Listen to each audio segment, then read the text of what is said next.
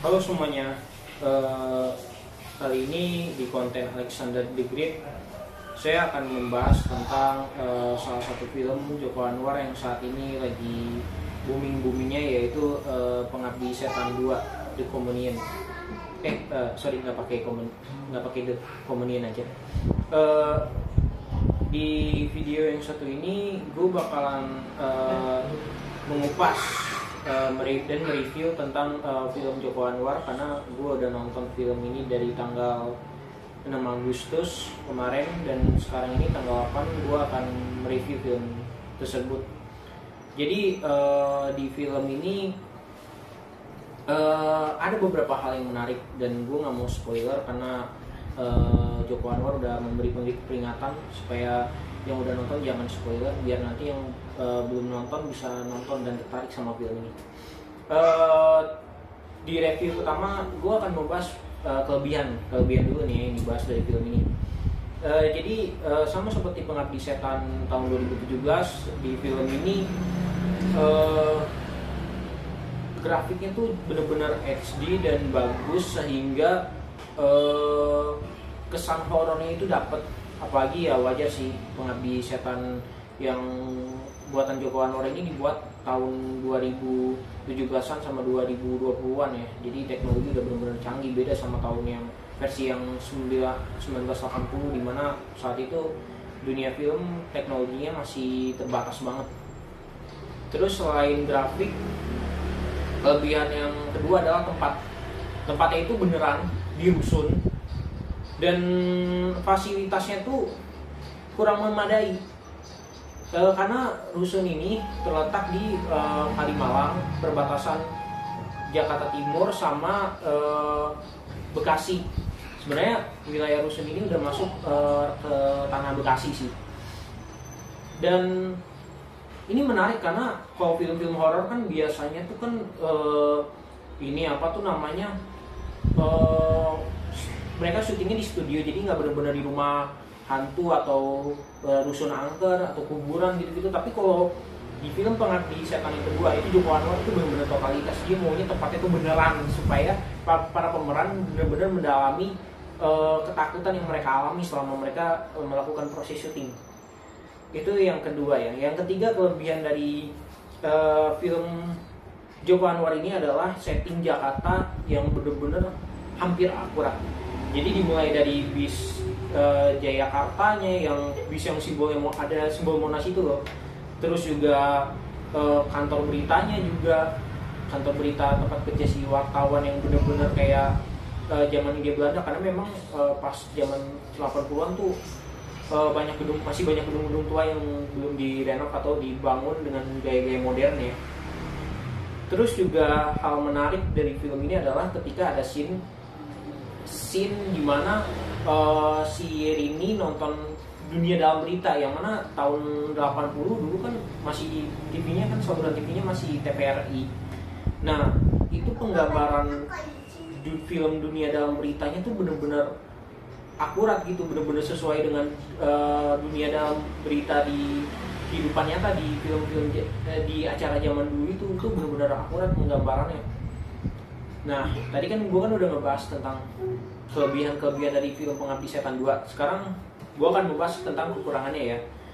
Kekurangan yang pertama, film horor ini terlalu mainstream horornya. Kayak wah, jump scare, dikit-dikit jump scare, dikit-dikit jump scare. Dan hantu di film ini menurut gue pribadi ya, itu biasa aja, mediocre. Gak memberikan kesan mimpi buruk atau trauma gitu kan, enggak. Karena kenapa? Horornya itu masuk horor yang biasa gitu, apa? Hantunya tuh hantu yang benar-benar hantu-hantu mediocre lah.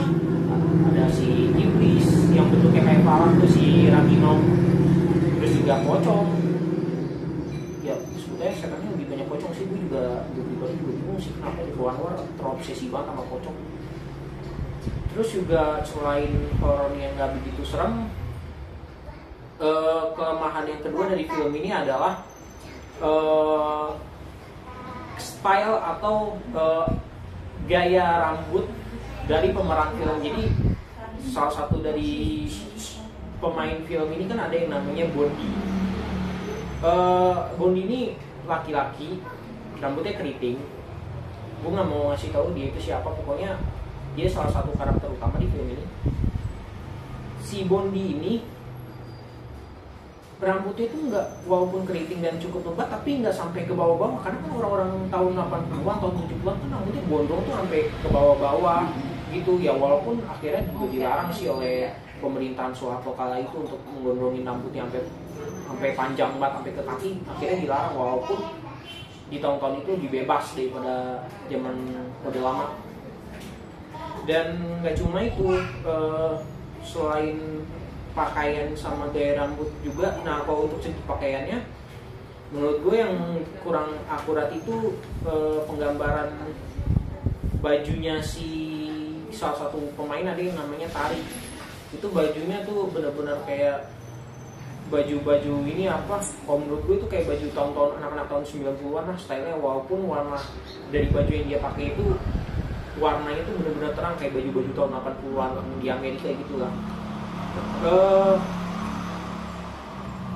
Tapi kalau gue pengen memberikan nilai untuk sutradara Joko Anwar dalam menggambarkan dan bahkan memarketing film ini tuh, kalau dari gue 9/10. Kenapa gue bilang 9? Karena cara dia memasarkan film ini cukup unik, yaitu dengan membuat wahana rumah hantu Pengabdi Setan 2 di Mall Gandaria.